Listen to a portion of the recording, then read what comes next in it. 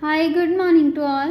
आज मैं आपके लिए लेकर आई हूँ band 9 vocabulary for IELTS writing और स्पीकिंग। राइटिंग और स्पीकिंग में जो वोकैबलरी होती है वो अच्छी होनी बहुत ज़रूरी है, क्योंकि एग्जामिनर आपके वोकैबलरी से भी आपको बैंड स्कोर जो है वो अच्छे देता है। जितनी हम अच्छी वोकैबलरी यूज़ करेंगे उतने हमारे बैंड स्कोर हैं जो वो इंक्रीज़ होंगे।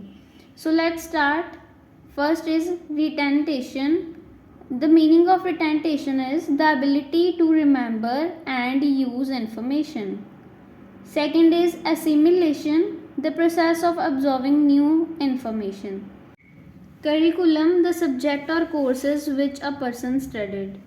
Mammoth means large. Flourish means thrive or grow well. Dreadful, bad or unpleasant. Astonishing, very surprising. Ravishing, pretty or attractive. Eminent, someone or something that is quite popular among people. Significant, important. Amused, happy. Frugal, careful about spending money or using things when you do not need to.